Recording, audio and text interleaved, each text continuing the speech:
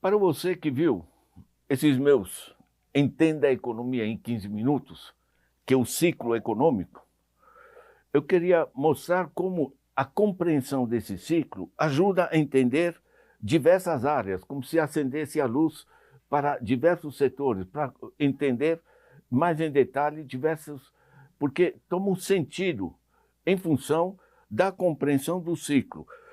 O ciclo, só lembrando, essencialmente as famílias geram demanda que dinamiza a produção, ambos pagam impostos e com isso o Estado pode financiar políticas sociais e políticas de infraestrutura e o conjunto gira, né? Certo? Esse aqui tem lucros, esse aqui tem salário, esse aqui tem impostos e a importância de entender o ciclo é que isso gira, não são peças separadas, né? Que dificulta, aliás, a compreensão das pessoas que tentam entender separadamente as coisas.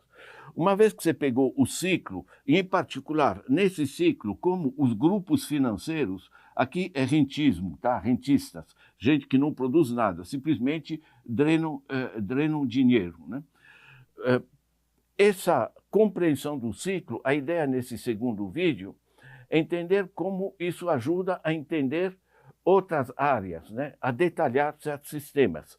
Então, por exemplo, quando a gente pega as famílias é geral, só que tem família e família, né? Se você pega aqui, você tem 6 famílias que são gigantes bilionários que controlam grande parte da economia e da política no Brasil. Depois você tem o 1% mais rico, você tem os 240 bilionários, né, que é o último dado que a gente tem. E indo para baixo na escada social, ordem de grandeza, tá? 3/4 das famílias no Brasil estão em situação precária. Certo? Nós somos o terceiro ou quarto país mais desigual do mundo. Ou seja, esse é o desafio no Brasil, de longe o desafio principal. Certo? Agora, o impacto dessa desigualdade é dramático. Tá? Os dados que a gente tem de 2022 eram 33 milhões de pessoas passando fome e 125 milhões em insegurança alimentar. Isso num país que só de grãos produz 4 quilos por pessoa por dia. Eu estou trazendo esses dados porque, na realidade, você entende o ciclo e depois você pode pegar, bom, as famílias, o que é? Não, tem família e família. A gente pode começar a detalhar e entender como se dão os principais desafios, né? Da mesma maneira, você pode evoluir para a parte da produção. Por que nas últimas décadas o Brasil, onde a indústria representava 22% do PIB, hoje a indústria representa 10, 11% do PIB? Porque gradualmente você foi mudando o sistema, em particular através do dreno financeiro. Da mesma maneira como as famílias ficaram mais pobres através das taxas de juros, né? Aqui, em particular, através da taxa de juros e também a partir dos dividendos pagos para as grandes empresas, né? Para os acionistas, etc., a Bolsa, né? Certo? Tudo isso aqui fragilizou a produção. Basicamente, e é legal pegar o processo produtivo e por que ele se fragiliza, né? Você se põe na pele de um cara que tem dinheiro que poderia investir numa fábrica para produzir coisas. Ele pensa o seguinte: as famílias não estão comprando porque estão atoladas com essa taxa de juros. Certo? Se eu for pegar um empréstimo, 21% a média para a pessoa jurídica, isso aqui não funciona, não vou conseguir. E eu tenho a alternativa de pegar no Tesouro Direto, certo? Eu coloco meu dinheiro na dívida pública, hoje aqui era 10,75, agora já está em 11,25, certo? Dinheiro sem risco, sem precisar produzir, ou seja, tanto por fragilização da demanda, como elevação dos juros, como pela alternativa de ganhar o dinheiro dos nossos impostos através da dívida pública, né, o empresário simplesmente para de investir. O Brasil se desindustrializa. Por outro lado, nessa mesma área de produção, você tem uma gigantesca transformação que é chamada reprimarização. Muito mais gente está investindo no agro, na exportação, com a privatização da Vale, a privatização da Eletrobras, né, com a exportação de... Você exportar madeira nobre da Amazônia, você está exportando e ganha dinheiro com uma coisa que não precisou produzir. Você ganha com a exportação de ferro ou do níquel, você não produziu, você está extraindo. Certo? E isso está ligado a interesses internacionais. Como ainda por cima, bens primários para exportação não pagam imposto, é simplesmente um dreno do país. Então, você pegar a desindustrialização e a reprimarização, você começa a entender melhor a fragilização geral da nossa economia, né? De maneira semelhante, você pode pegar a transformação do papel do Estado. O Estado, em grande parte, foi fragilizado na sua dimensão pública.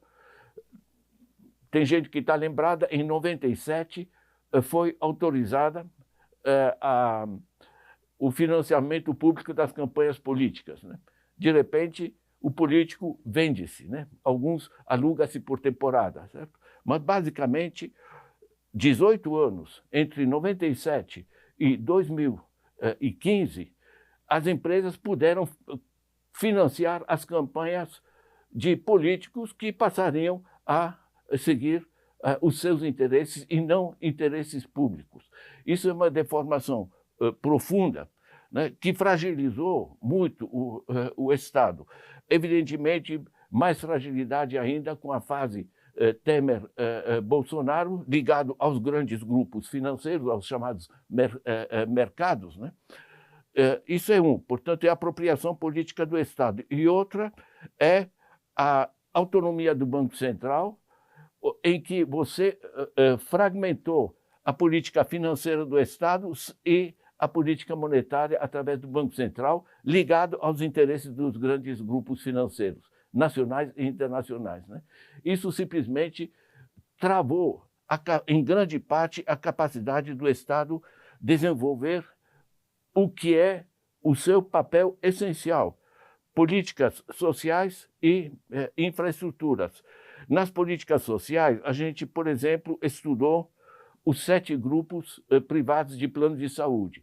São gigantescas fortunas e é muito legal estudar. Você pega isso aqui, está no meu site, vocês podem pegar ali as 7 irmãs, né? a Rede Dora, a Apvida e outros, né?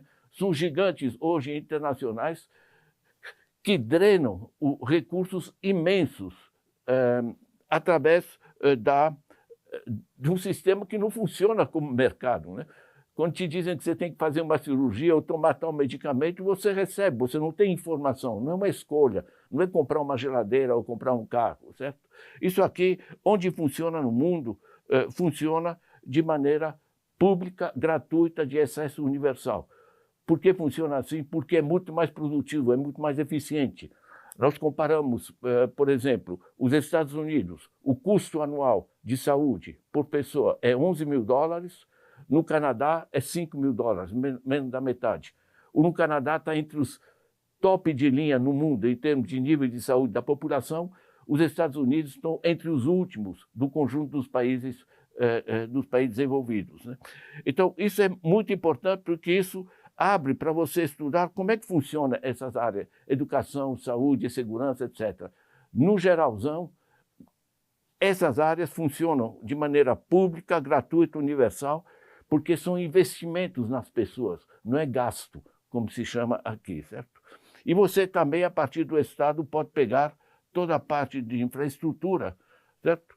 Porque energia, telecomunicações, transporte, água e saneamento são grandes redes onde o Estado fez gigantescos investimentos durante décadas, certo? E, de repente, você privatiza uma Sabesp, toda essa infraestrutura, certo? Ela passa a ser base de lucro para grupos privados. E aí é muito complicado, até porque uma Sabesp, por exemplo, quando você privatiza, para ela, vender água é lucro, investir em saneamento, investir em esgoto, coisa do gênero, é custo. Certo? Então, na Europa ou na Bolívia, em tantos países, estamos numa fase de remunicipalização dos sistemas ou reestatização dos diversos sistemas de infraestruturas, porque são grandes redes nacionais que têm que ser planejadas e organizadas no longo prazo, inclusive a sua transformação científico-tecnológica. Né? Então, de certa maneira, o que eu sugiro é que vocês peguem, e aí vocês têm documentos no meu site para isso, vocês pegam essas diversas áreas, a família, a produção, o Estado, infraestruturas, políticas sociais, e, em particular, todo esse universo que as pessoas no Brasil simplesmente não conhecem, não entendem como isso aqui drena mais de 25% do PIB sem produzir rigorosamente nada. Certo? Então, essa forma como se organiza esse dreno é muito importante. E aí é muito interessante, porque aí você vai passar a entender como esses grupos que drenam a economia, grupos financeiros, você pode pegar, repito, a revista Forbes, que apresenta grupo por grupo, certo? Mas você tem que também pegar que esses grupos financeiros estão ligados com BlackRock, State Street, Vanguard, etc., etc., os grandes grupos financeiros internacionais. Né? O que eu estou sugerindo? É que, da mesma maneira como a gente viu como funciona o ciclo, em particular esse tripé, famílias, produção e Estado, e como está sendo treinado pelo sistema financeiro, você pode usar isso como base para ir aprofundando como funcionam as famílias, como se deforma o sistema produtivo, como resgatar as dimensões do Estado, né? E como resgatar que esse dinheiro volte a ser útil para a sociedade. Né? Eu fiz um livro pequeno que pode ajudar muito vocês e está online gratuitamente no meu site, que é Resgatar a Função Social da Economia. Se trata disso, né? Uma questão de dignidade humana. Não é questão de direita ou esquerda, é questão de fazer as coisas funcionar de maneira inteligente, porque tal como está, realmente é bastante absurdo. Né? Boas leituras.